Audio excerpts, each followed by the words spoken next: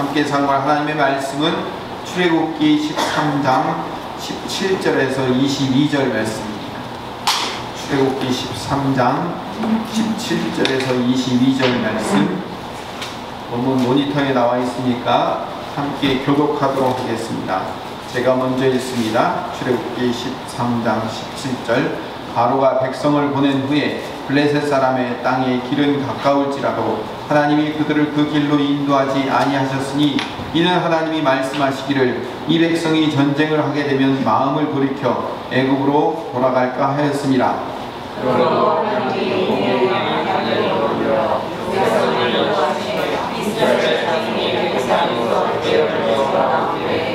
모세가 요셉의 유고를 가졌으니 이는 요셉이 이스라엘 자손으로 단단히 맹세하게 하여 이르기를 하나님이 반드시 너희를 찾아오시리니 너희는 내 유고를 여기서 가지고 나가라 하였습니다.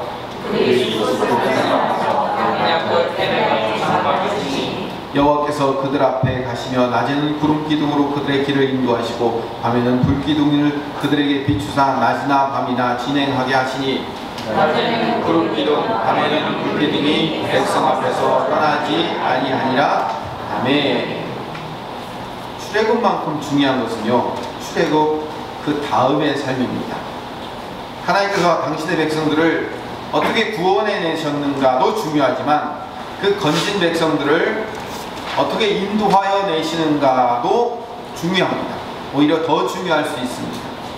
오늘 본문은 출애굽한 이스라엘 백성들을 어떻게 인도하시는가에 대한 방법에 대한 말씀입니다. 어떻게라는 이야기는요, 어디로 인도할 것인가 보다 훨씬 더 중요해요. 목표에 대한 질문보다 이 과정에 대한 질문이 훨씬 중요합니다. 그리스도인의 삶은 그 구원의 역사만큼 중요하고요, 그리스도인이 어떻게 살아가는가는 어디에 도착할 것인가만큼 중요해요. 자, 오늘은 하나님께서 우리를 어떻게 인도하시는가에 대한 세 가지 이야기를 하려고 합니다. 그 해답이 오늘 본문에 나와 있습니다. 첫 번째로 하나님은 이스라엘을 블레셋 사람의 땅으로 인도하지 않으시고 광야로 인도하신다는 겁니다. 17절을 다시 보면 바로가 백성을 보낸 후에 블레셋 사람의 땅의 길은 가까울지라도 라고 되어 있습니다. 블레셋 사람의 땅의 길이라는 것은요, 옛날부터 이 아브라함이 가나안 땅에 들어오기 이전부터 이 애굽 문명과 메소포타미아 문명, 이 사이를 왕래하는 길이었어요. 그게 소위 말하는 해변길이라고 하는 길이에요. 그 해변길로 하나님이 이스라엘 백성들을 인도하지 않을 것이라고 하는 이야기예요. 이 애굽 문명에서 메소포타미아 문명으로 이동하는 가장 쉽고 가장 중요한 이 무역 통로인 해변길로 가지 않게 하나님이 막으셨다는 이야기를 하고 있는데, 이 길은요 굉장히 빠르고 쉽고 편한 길이거든요. 지금처럼 고속도로가 놓여있는 그런 건 아니지만 그래도 사막도 없고 황무지도 없고, 이 길은요 주변에서 물도 먹을 수 있는 그런 녹지가 조성되어 있는 아주 중요하고 편안한 길이에요. 그 길로 하나님이 인도하지 않겠다는 거예요. 신명기 1장 2절에 보면 우리 한번 같이 읽어볼까요?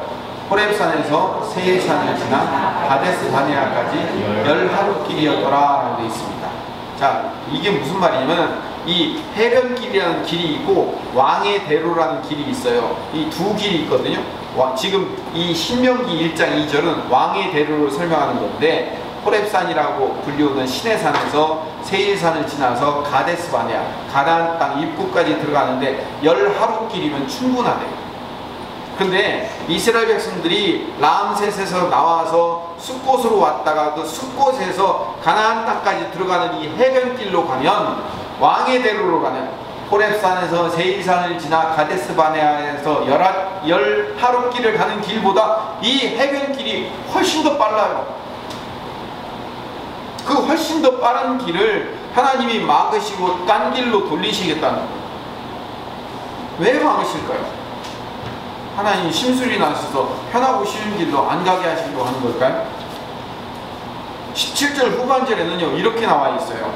이는 하나님이 말씀하시기를 이 백성이 전쟁을 하게 되면 마음을 돌이켜 애굽으로 돌아갈까봐 그 길을 가지 못하게 막으셨다고 말하고 있어요. 두려움 때문에 애굽으로 돌아갈 것을 하나님이 염려하신 거예요.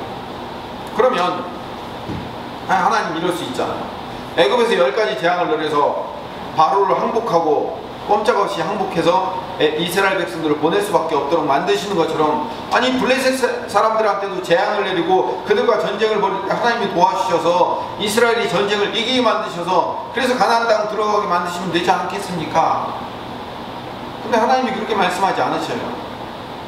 제가 지금 한 3달 이상을 출애굽하는 과정에 대해서 계속 주일마다 설명을 조금씩 하고 있는데, 10가지 재앙을 주신 이유를 제가 여러 번 말씀을 드리면서 드렸던 말씀이에요. 하나님께서 한 번에 제일 센 재앙을 맨 처음에 한번 뻥 하고 터뜨려 가지고 바로를 그 자리에서 항복하게 만든 다음에, 그래서 꼼짝없이 나오게 만들면 그렇게 길고 지루하게 10가지 재앙을 하나씩 차근차근 주시면서 하는 것보다 훨씬 낫지 않습니까? 라는 질문을 그때도 했어요.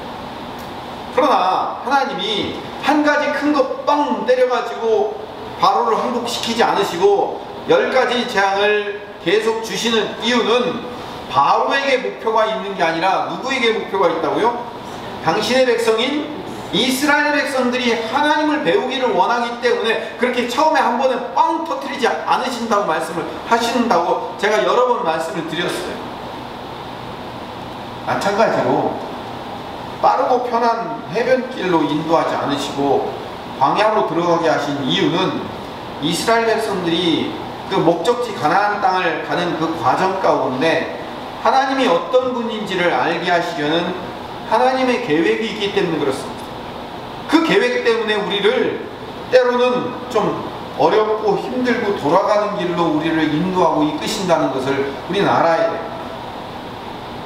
하나님은 이스라엘 백성들이 가야 할 길이 안전하고 좋고 편하고 빠른 해변길이 아니고 그 길을 막으시고 반대로 그 길이 좀 불편하고 위험하고 힘들어 돌아가는 길일지라도 하나님이 가게 하신다면 하나님의 뜻이 있다는 사실을 그들이 믿어야 돼요.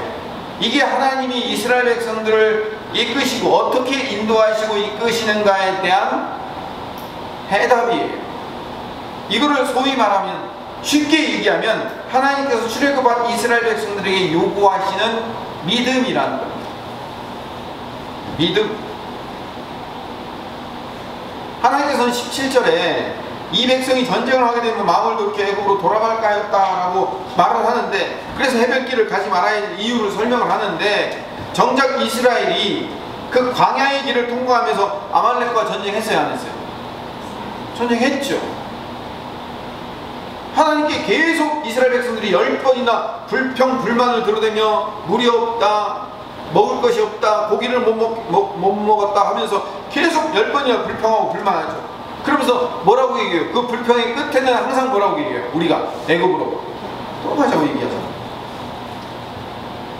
하나님께서 이스라엘을 해변길로 인도하지 않은 진짜 이유는 그들이 광야에서 전쟁을 만나지 않게 하기 위해서, 그래서 애굽으로 돌아가겠다는 말을 그 입에서 나오지 않게 하기 위해서가 아니에요. 정작 그들에게 요구하는 것은 하나님을 배우고 광야에서 하나님이 어떤 분인지를 알고 그 하나님을 온전히 신뢰하고 의지하며 그 믿고 살아가기를 요구하고 원하신 거예요. 그들에게 믿음을 요구하신 거예요. 믿음을. 여러분이 지금 눈에 보이는 쉽고 편하고 빠른 길로 안 가고 왜 굳이 그렇게 힘들고 어렵고 돌아가는 길로 하나님이 나를 인도하실까? 내 인생을 왜 그렇게 인도하실까? 라고 생각하신다면 하나님이 여러분들의 인생에서 요구하는 게 뭐냐면 바로 그거예요. 믿음을 요구하기 때문에 그런 겁니다. 하나님만 온전히 의지하고 하나님만 신뢰하며 하나님만을 믿고 살아가기를 요구하고 계시는 하나님의 계획이 담겨져 있다는 거예요. 민수기 13장에 가보면 이스라엘이 가나안 땅의 입구인 이 가데스반에 도착을 해요. 모세가 12명의 정탐꾼들을 가나안 땅에 보내서 그 땅을 정탐하게 합니다. 그 정탐을 보낸 이유가 뭐냐면 거기서 과연이라는 말이 나오도록 만들기 위해서예요. 과연 뭐예요? 아, 과연 하나님이 말씀하신 대로 젖과 꿀이 흐르는 땅이 맞구나 라는 것을 백성들에게 보여주고 그걸 들려주고 믿음으로 하나님을 의지하고 그 가나안 땅을 정복하러 들어가게 만들기 위한 계획이 뭐라고요? 12 정탐꾼을 보낸 이유라고요. 그 12 정탐꾼이 돌아왔어요. 그래서 그들이 처음 보고는 그거예요. 과연 그 땅은 젖과 꿀이 흐르는 땅 맞습니다. 그런데 그 보고로 끝내지 않고 이 정탐꾼들이요, 그 땅에 거주하는 부족에 대한 설명을 덧붙여요. 그 땅에 사는 사람은 강하고 성읍은 견고하고 힘이 클 뿐 아니라 거기 안악자손, 거인들이 살아요. 골리앗 같은 사람들이 아예 한 마을을 이루고 살아요 라고 얘기하는 거예요. 자기들이 느낀 느낌과 관점을 거기다가 추가하는 거예요. 민수기 13장 31절 읽어봅시다. 시작.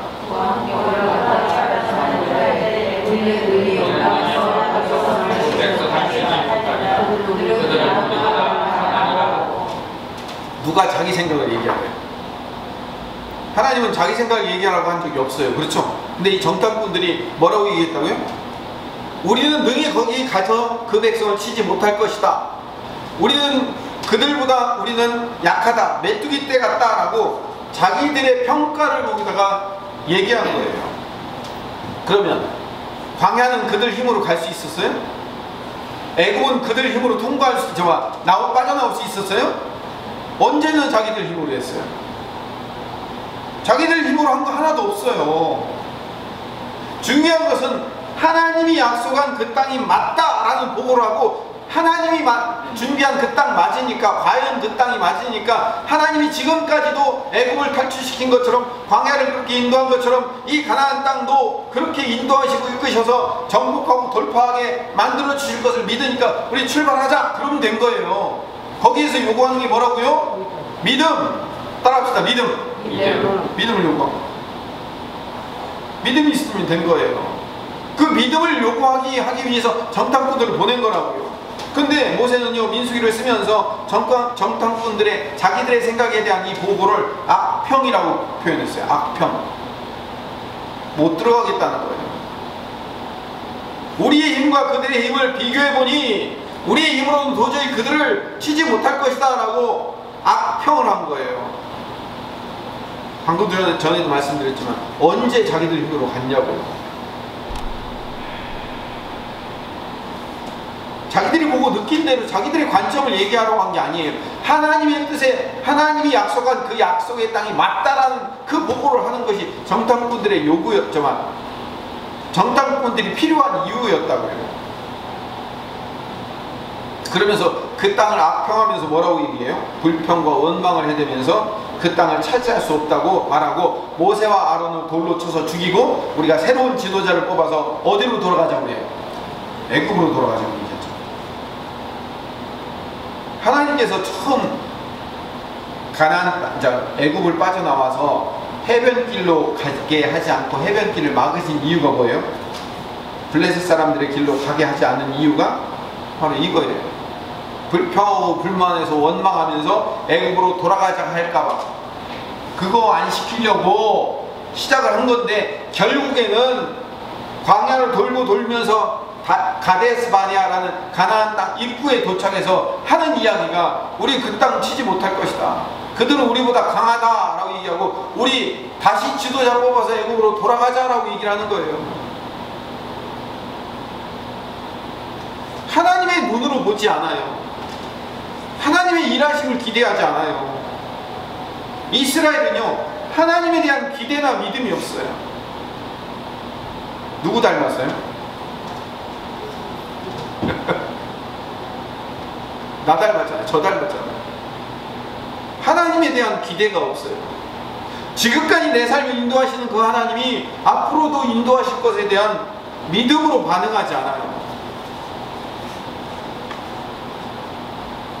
자기들이 원하는 쉽고 빠르고 편한 길이 아닐지라도 하나님께서 결국 그 길을 하나님의 방법으로 통과하게 하시고 이기게 하시고 건너게 만드신다는 사실을 잊어버리고 생각하지 않는 거예요. 여러분, 믿음으로 반응하지 않는다는 것은 무슨 말이냐면 하나님의 도우심을 인정하지 않겠다는 거예요. 더 나아가서 하나님을 버리겠다는 말이나 똑같아요. 애굽으로 돌아간다는 것은 하나님의 도우심을 인정하지 않고 애굽의 신들을 다시 의지하겠다는 거예요. 그 편이 훨씬 낫다는 거예요. 믿음 없다는 얘기는, 여러분, 믿음이 없다는 것은 그냥 신앙이 좀 약하고 내 삶이 신앙생활이 좀 불편하다는 정도가 아니라, 믿음이 없다는 것은 곧 하나님을 버리겠다는 얘기. 내가 원하는 방식대로 쉽고 편하고 빠른 길로 인도하지 않는다는 게 불만인 거예요. 그렇게 쉽고 편하고 빠른 길로 인도해 주시고 문제를 해결해 주시면 내가 하나님을 믿어드리겠다고 반응하는 거예요. 그걸 믿음 없음이라고 얘기하는 거예요. 하나님이 원하는 믿음은 그게 아니에요. 블레셋 길로 쉽고 빠르고 편한 길로 얼른 보내주시면, 하나님이 살아계셔서 하나님이 역사하셔서 나를 이렇게 편하고 빠르고 쉬운 길로 얼른 인도해 주시네? 이제 하나님을 믿어야 되겠다 라고 믿지 않는다는 거예요. 사람들은 내 방식이 아닌 하나님의 방식대로 좀 더 어렵고 힘들고 돌아가는 길로 인도하시면 하나님 인정하지 않고 하나님이 살아계신 거 맞아? 라고 이야기하면서 하나님 믿지 않고 떠날 수밖에 없는 자들 뿐이에요. 하나님에 대한 믿음이 없다는 얘기는 하나님이 주인이 아니라 내가 주인이고 싶은 사람이에요. 여전히 내가 주인인 거예요. 단지 그냥 하나님은 내 인생 가운데 어려울 때만 찾아와서 잠깐 그 어려움만 해결해 주시고 얼른 제자리로 돌아가시면 좋겠는 분이에요. 그건 믿음 아니에요. 우리가 고난이라고 말하는 그 상황 가운데로 하나님은 우리를 인도하실 수 있어요. 지금 우리를 그렇게 인도하고 계셔요. 그게 뭐냐면 소위 말하는 광야예요. 제가 늘 하는 얘기고 여러분들이 늘 듣는 얘기지만, 왜 하나님은 우리를 광야로 인도하실까요? 그것은 하나님을 믿고 하나님을 의지하고 살게 만드시려는 하나님의 계획이 거기에 있기 때문에 그렇습니다. 아무리 힘들고 어렵고 돌아가는 길일지라도 그 길에서 내가 너희의 길을 인도하고 내가 너희 가운데 행하고 있다는 것을 배우게 하시려는 하나님의 계획, 하나님의 깊은 뜻이 광야에 담겨져 있기 때문에 그래요. 그걸 우리는 믿어야 돼요. 그래서 내가 만나고 경험하는 하나님이 나에게 어떻게 일하고 계시는지를 봐야 돼요. 믿음이 뭔지를 깨닫는 거예요. 광야에서. 두 번째, 하나님이 우리를 어떻게 인도하시냐면 19절에 보니까 모세가 요셉의 유고를 가지고 나오게 만드신 거예요. 자, 모세가 요셉의 유고를, 왜 400년 전에 죽었던 그 요셉의 유고를 갖고 나오게 하신가? 거기에 약속이 있기 때문에 그래요. 창세기 50장 24절 25절의 말씀을 같이 읽어봅시다. 창세기 50장 24절 시작. 요셉이 그의 형제들에게 이르되 나는 죽었으나 하나님이 형제들을 부르시고 당신들을 이 땅에서 떠나가리라.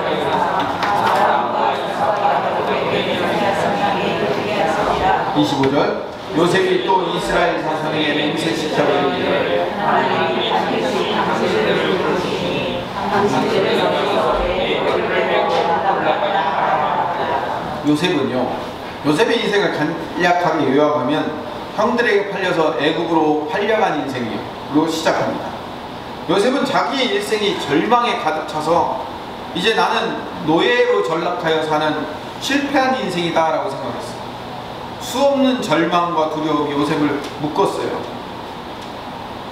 좀 잘나가나 싶다. 그 노예 생활 중에서도 좀 잘나가나 싶다가 다시 감옥으로 들어가요. 수없는 절망, 두려움, 그리고 그 고난 속에서 억울함, 부당함, 소망 없음을 경험하게 되는 거예요. 그러면 그 요셉이 그 처절한 고난 속에서 하나님을 만나요. 그리고 그 하나님의 일하심을 경험해요.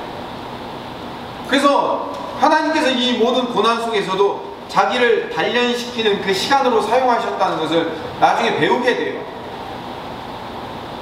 믿음을 배운 다음에 요셉의 형들을, 자기를 팔아먹은 그 형들을 만났을 때, 그 형들이 두려워했을 때 그 형들에게 뭐라고 얘기냐면, 당신들이 나를 팔아먹었다고 근심하거나 걱정하지 말아라. 당신들을 구원하시려고 하나님께서 나를 먼저 보내신 것이다 라고 아주 기가 막힌 고백을 하게 돼요. 그러니까 요셉 자신의 일생을 통해서 요셉에게 일하신 하나님께서 앞으로 이스라엘 백성들에게도 똑같이 그렇게 인도하시고 이끄신다는 것을 고백하게 만드시는 거예요. 그러니까 요셉의 해골을 가지고 올라가서 고향 땅에 묻어달라는 얘기는 요셉의 인생을 이 이스라엘 백성들도 동일하게 겪고 갈 것이다 라는 것을 보여주는 이야기예요. 그러니까 요셉의 인생과 이스라엘의 인생이 어떻게 한다고요? 같이 가는 거예요. 그래서 내 해골을 가지고 가서 묻어달라고 얘기하는 것은 나와 함께 같이 간다, 내 인생과 함께 같이 가나안 땅으로 들어갈 것이다, 이 얘기를 하는 거예요. 요셉의 인생이 어떤 인생인데요? 처음에 팔려가는 노예로 출발해서 그 노예에서 나중에 해방되어서 들어가잖아요. 그렇죠? 그런 것처럼 이스라엘 백성들도 처음에 노예였는데 그 노예에서 하나님의 도우심과 인도하심으로 해방되어 목적지인 가나안 땅으로 돌아가는 그 인생을 그대로 살게 될 것이다 라고 얘기하는 거예요. 그래서 24절에 보면 하나님이 당신들을 돌보시고 당신들을 이 땅에서 인도하여 내사 아브라함과 이삭과 야곱에게 맹세하신 땅에 이르게 하시리라, 그 언약을 그대로 이루도록 만드시겠다는 것을 말씀하고 계십니다. 그래서 히브리서 11장 22절에 보면, 여러분 히브리서가 무슨 책이에요? 성경의 구약의 수많은 인물들의 믿음에 관련된 이야기들을 쭉 설명했죠. 아브라함 이야기도, 이삭 이야기도, 야곱 이야기도, 요셉 이야기도 쭉 설명하는데 요셉은 딱 한 줄로 요약을 해놨어요. 어떻게 요약했나 읽어봅시다. 시작. 믿음으로 요셉은 임종시 이스라엘 자손들이 떠날 것을 말하고 또 자기 뼈를 위하여 명하였으며, 이스라엘 자손들이 나중에는 해방되고 떠날 건데 자기 뼈를 같이 가지고 가서 묻어달라라는 그 이야기한 것이 뭐라고요? 믿음이라고요. 믿음. 요셉이 한 가장 중요하고 소중한 믿음의 행동이었다고 이야기하는 거예요. 요셉의 인생이 얼마나 길고 많아요. 할 얘기가 많아요. 그런데 요셉이 마지막에 임종할 때 이스라엘 자손들에게 너희들이 나와 같은 인생을 살 것이며, 그렇기 때문에 내 뼈를 가져가서 함께 묻는 것은 너희들이 나와 동일한 인생을 살아갈 것이다 라고 예언하고 믿음으로 선포한 것, 그게 제일 잘한 일이래요. 믿음으로 한 일이래요. 요셉 전체 인생에서 하나님이 요구하는 것은 믿음이었던 것처럼 요셉과 동일한 믿음을 가지고 이스라엘 백성들이 살아갈 것을 요구하고 있는 거예요. 이게 하나님이 우리를 어떻게 인도하시는가에 대한 두 번째 해답이에요. 세 번째 마지막 해답은, 세 번째로 하나님께서 우리를 어떻게 인도하시는가? 하나님께서 이스라엘이 가나안 땅이라는 목적지에 도착할 때까지 가야 할 그 광야의 길을 구름 기둥과 불 기둥으로 인도하신다는 사실입니다. 세 가지 해답 중에서는 그나마 제일 낫죠. 안 그래요? 세 가지 중에서는 그나마 제일 낫잖아요. 구름 기둥과 불 기둥으로 인도하신다. 얼마나 좋아요. 사막은요, 광야는 여름이 너무 뜨거워요. 태양이 낮에는 너무 뜨거워요. 그냥 정상적인 상태로 10분 이상을 걸어갈 수 없는 그런 곳이에요. 근데 거기에 구름으로 덮어주시는 거예요. 얼마나 시원하겠어요. 광야는요, 일교차가 너무 심해가지고요, 그렇게 뜨겁다가도요, 밤에는 뭐 영하까지는 안 되지만 영상 4, 5도까지 이렇게 내려가는 그런 수준으로 확 떨어져요. 그러면요, 그 기온 차이가 너무 크기 때문에 그 뜨거운 데 있었던 사람들은 그 추위를 더 크게 느낀다고요. 밤에는 추워요. 그런데 불기둥으로 하나님이 인도하시는 거예요. 얼마나 행복해요. 불기둥과 구름기둥으로 하나님이 인도하신다. 하나님이 우리를 그렇게 구름기둥과 불기둥으로 인도하신다는 거예요.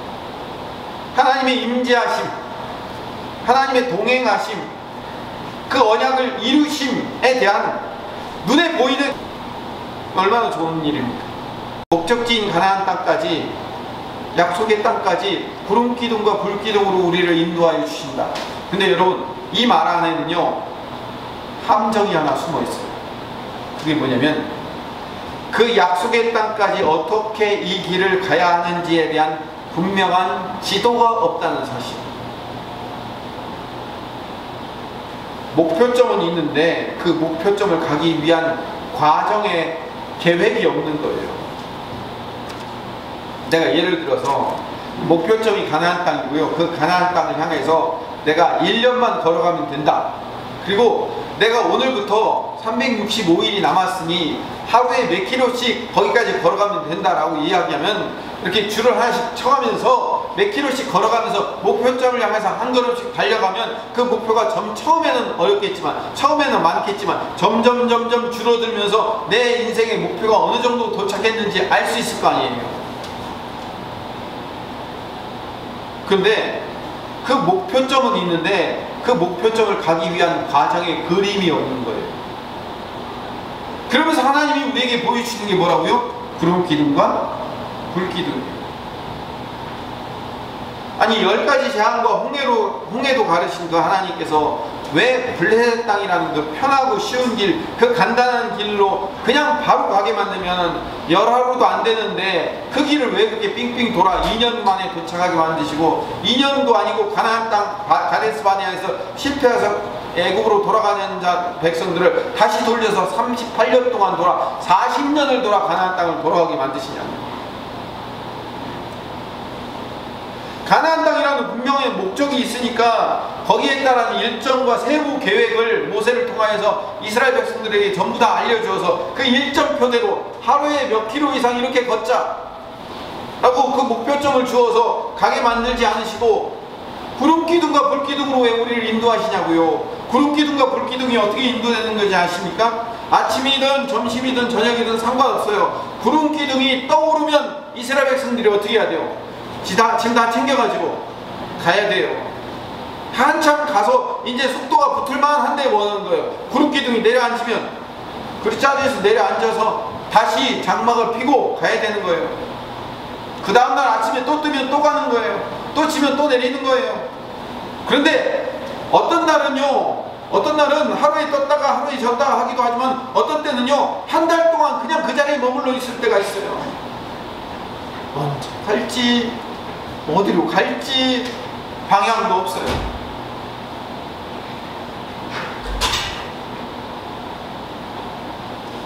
하나님이 빠르고 쉽고 편한 블레셋 길을 가지 않게 하시는 이유나 구름기둥과 불기둥으로 나만 따라와 라고 이스라엘 백성들을 끌고 가는 이유에 대한 공통점이 있습니다. 물론 요셉이 자기 해골을 가지고 가나안 땅에 묻어달라, 너희들의 인생은 내 인생과 똑같이 가게 될 것이다 라고 말한 그 요셉의 인생과도 일치하는 인생입니다. 요셉이 노예 생활을 탈출할 것을 알았어요? 몇 년 노예 생활할 것 같았어요? 요셉이 알았습니까? 감옥에서는 몇 년 있을 거라고 기대했습니까? 알았습니까? 몰랐죠. 그런 거예요.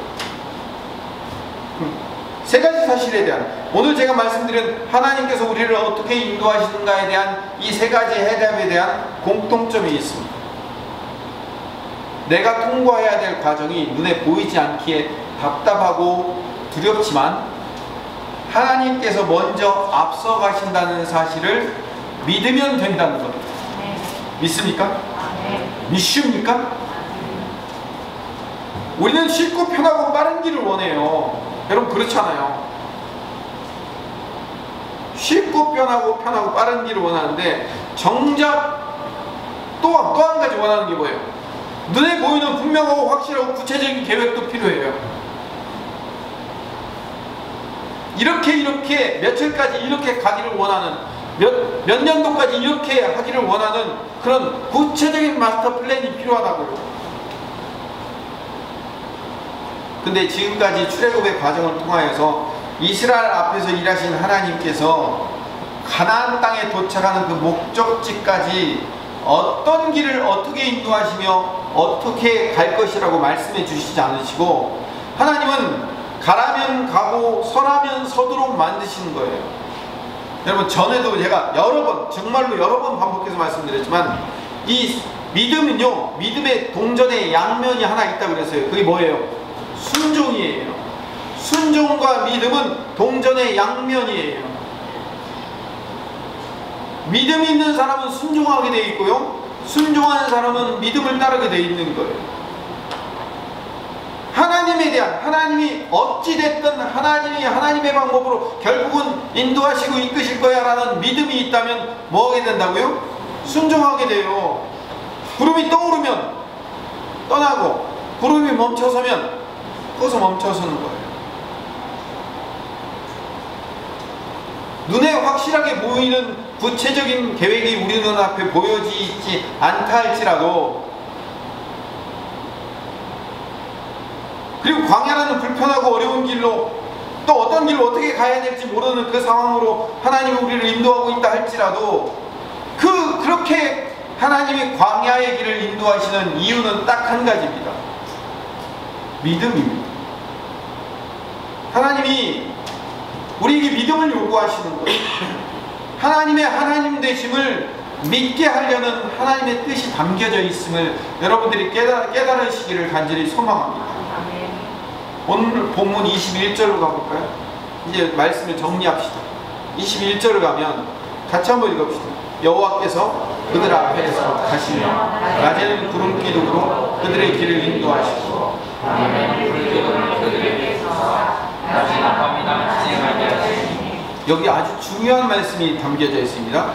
여호와께서 그들의 앞에서 가시며. 펜이 있으신 분은 그 성경책에다 밑줄을 그어놓고 별표를 해주십시오. 여호와께서 그들 앞에서 가시며, 또 낮에는 구름 기둥으로 그들의 길을 인도하시고, 여기도 밑줄을 그어주십시오. 그들의 길을 인도하시고, 밤에는 불기둥을 그들에게 비추사 낮이나 밤이나 진행하게 하시니. 22절로 넘어갑시다. 같이 읽어볼까요? 낮에는 구름기둥, 밤에는 불기둥이 백성 앞에서 떠나지 아니하리라. 여기도 밑줄을 쳐야 될 곳이 있죠? 어디예요? 백성 앞에서 떠나지 아니하리라. 세 가지의 중요한 구절이 등장했습니다. 하나님이 우리에게 믿음을 요구하시면서 하나님 당신의 임무를 완수하고 계셔요. 어떻게 해요? 그들 앞에서 가시며 그들의 길을 인도하시고 백성 앞에서 떠나지 아니하시는 분이 하나님이십니다. 아멘.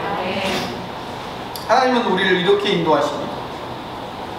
하나님께서 구름기둥과 불기둥으로 앞서가시고 인도하시고 떠나시지 않는 분이라는 사실을 우리가 마음 가운데 믿음으로 굳건하게 믿고 있을 때 우리는 어떠한 상황과 환경 가운데도 또 두려워하지 않는 자가 될 줄로 믿습니다. 인생이 두려운 게 아니에요. 왜? 하나님이 앞서가고 계시기 때문에, 하나님이 우리를 이끌고 계시기 때문에, 하나님이 우리에게서 떠나지 않기 때문에. 여러분, 그거면 됐잖아요. 그거면 됐잖아요. 그보다 더 뭐가 더 필요합니까? 돈이 더 필요해요. 우리 신앙인에게서 필요한 거 다 지금 주셨잖아요.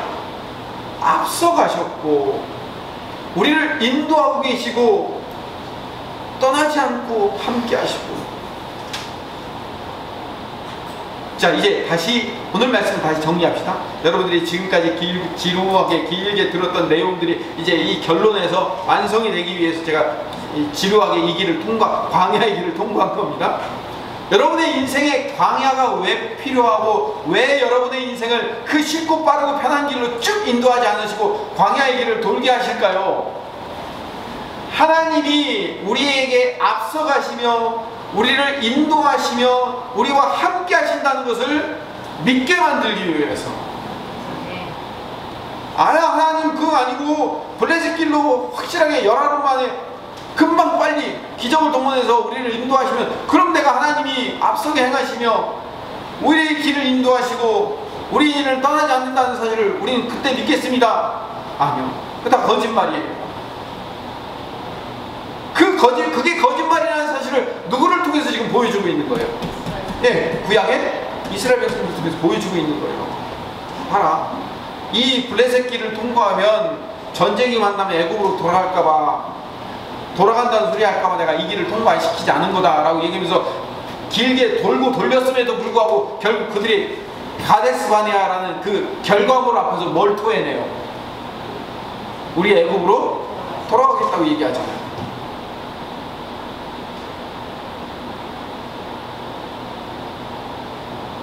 하나님이 지금도 나와 함께 하시며 나를 인도하고 계시다는 사실을, 구름기둥과 불기둥으로 인도하고 계시다는 사실을 우리에게 확실한 증거로 보여주셨어요. 어떻게? 우리 안에, 우리 마음의 성전 안에 누가 계시기 때문에? 성령 하나님이 계시기 때문에 그분이 날마다, 매 순간마다 우리를 구름기둥과 불기둥으로 인도하고 계시는 거예요.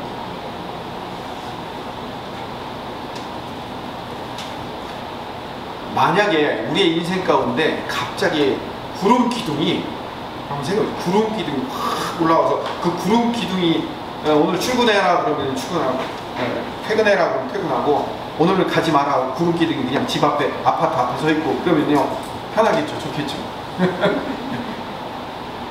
그래서 정말로 구름기둥이 그렇게 인도하면 얼마나 놀랐겠어요. 근데 여러분, 그걸 40년 보잖아요? 그걸 40년 보면 어떨까요?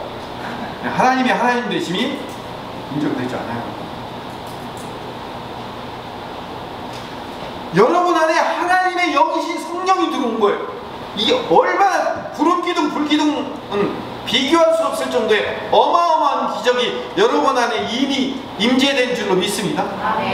근데 한 40년 50년 신앙생활 하니까 우리 안에 성령이 있다는 것에 대해서 그냥 둔감한 거예요. 그냥 그렇겠지 뭐, 그렇겠지 뭐. 구름기둥과 불기둥보다 더 엄청나신 하나님의 영이 직접 오셔서 나를 인도하고 있는데 그게 대단치 않은 것처럼 보여요. 어떤 눈앞에 보이는 무슨 큰, 누가 돈 많이 벌었더라, 누가 무슨 뭐 훌륭한 무슨 좋은 직업을 가졌더라, 뭐가 됐더라, 그런 것만 보면 와, 하나님이 인도하셨다고, 이끄셨다고 그러긴 하지. 그거 아니에요. 여러분 안에서는 더 엄청나게 더 크게 역사하시고 계시는 그 하나님을 왜 모르냐고요. 광야 힘들고 불편해요. 거기 눈물과 수고와 한숨만 있는 땅인데 거기를 왜 가라고 하세요? 라고 우리는 불평할 수 있을지 모르겠지만, 그래서 이스라엘 백성들이 그 광야 생활 내내 원망했지만요, 우리도 마찬가지예요. 우리 성도들도 우리 인생이 늘 쉽고 편하고 빠른 길을 원해요. 확실하고 구체적인 계획이 있는 것을 원해요. 근데 하나님은 그 쉽고 편하고 빠른 길로, 또는 확실하고 구체적인 계획이 있는 길로 우리를 인도하지 않을 수 있다는 사실을 우리는 기억해야 돼요. 왜 그럴까요? 우리에게 믿음을 훈련시키고 그 믿음의 훈련의 과정 가운데 우리를 순종하게 하기 위한 하나님의 계획이 있기 때문에 그리고 사실 우리를 인도하는 과정 가운데 하나님이 우리에게 요구하는 것은 믿음이 전부예요. 믿음을 배우는 거예요. 눈앞에 보이는 펼쳐진 상황과 환경과 상관없이 하나님이 내 앞서 가고 계시고 나를 인도하고 있고 나와 함께 계신다는 사실, 이것만 믿으면 돼 라는 그 굳건한 믿음을 그냥 배우고 있는 거예요. 그 믿음 가운데 하나님을 만나기를 요구하시는 거예요. 하나님이 이런 분이다라는 것을 깨닫기를 원하시는 거예요. 우리는 어렵고 힘들고 고통스러운 자리, 불확실하고 불분명한 자리를 가기를 원치 않지만, 그러나 하나님은 다 계획이 있으시답니다. 하나님의 계획은 그 길 속에서 하나님의 하나님 되심을 우리로 하여금 경험케 만드시는 거예요.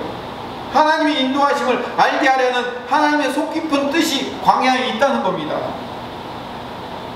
더 쉽게 말해서 그 광야에서 하나님을 만날 수 있는 거예요. 쉽고 빠르고 편한 길에서 결코 만날 수 없는 그 하나님을 광야에서는 만날 수 있다는 거예요. 그래서 여러분을 하나님 만나지 않을 수 있는 쉽고 빠르고 편하고 확실하고 명쾌한 길이 아닌 하나님 만날 수 있는 불편하고 어렵고 돌아가는 불완전한 길로 우리를 인도하신다는 겁니다. 그래서 우리 오늘 말씀 정리하고 늘 듣는 이야기가 있죠. 고난이 축복이다. 고난이 축복이다. 근데 이 말만큼 이해되기 어려운 말이 없어요. 고난이 뭐 축복이에요. 고난은 고난이지. 그리고 그러니까 이 말을 내게 적용하기는 원치 않아요. 다른 사람들이 고난 가운데 뭐 하나님을 만났다 깨달았다, 아멘, 간증의 주인공 되셨네요, 감사합니다. 그러나 나는 그런 하나님 만나고 싶지 않아요. 나한테는 그 고난이 축복이다라는 말이 안 적용되었으면 좋겠어요. 이스라엘 백성들처럼 우리도 눈에 보이는 뻔한 해변길, 편하고 안전하고 쉬운 길 다 막아주시고 확실한 계획을 다 무너뜨리고 그저 구름기둥이 가라면 가고 불기둥이 서라면 서고 하는 그 길로 우리를 인도하시는 그 뜻이 무엇인지를 여러분들이 진실로 깨닫기를 소망합니다. 그때 우리는 우리가 보지 못하는, 우리가 알지 못하는 하나님의 섭리와 계획을 그 광야에서 발견할 수 있어요. 믿음을 키울 수 있다니까요. 하나님은 우리를 믿음으로 인도하시고 이끄시는 거예요.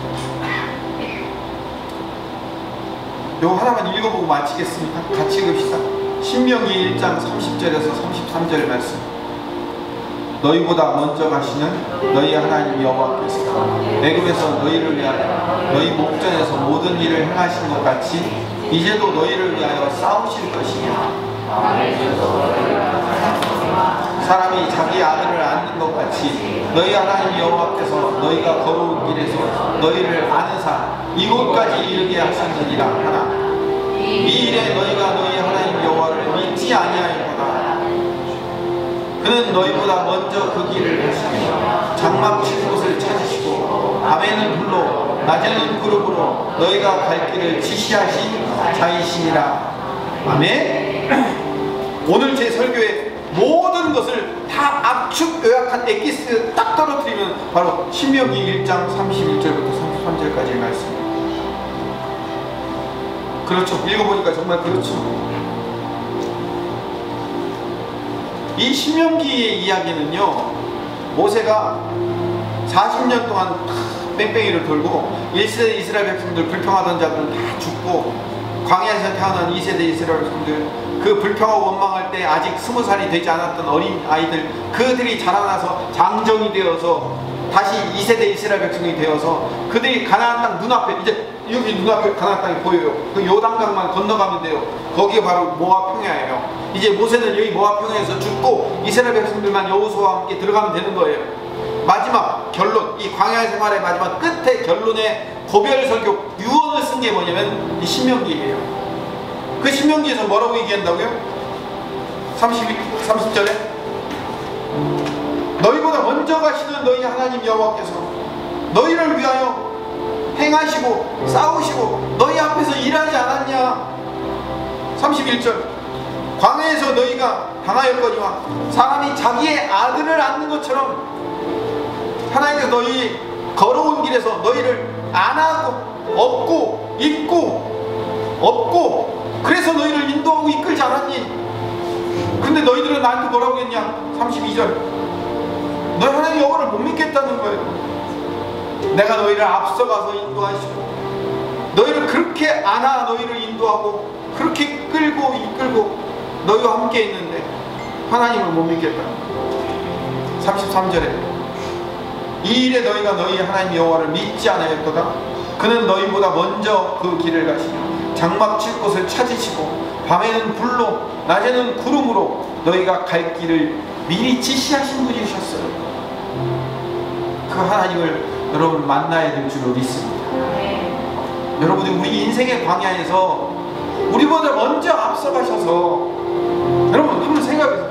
전능하신 그 위대한 창조주이며 구원자이신 그 하나님이 이스라엘 백성들보다 앞서가서 여기가 이거 장막 치기 좋은가, 여기가 좋은가, 여기가 좋겠다 하고서 장막 칠 자리를 먼저 봐가면서 미리미리 그 한 걸음 한 걸음 앞서가서 우리 길을 인도하시고 계시다는 사실 너무 놀랍지 않아요?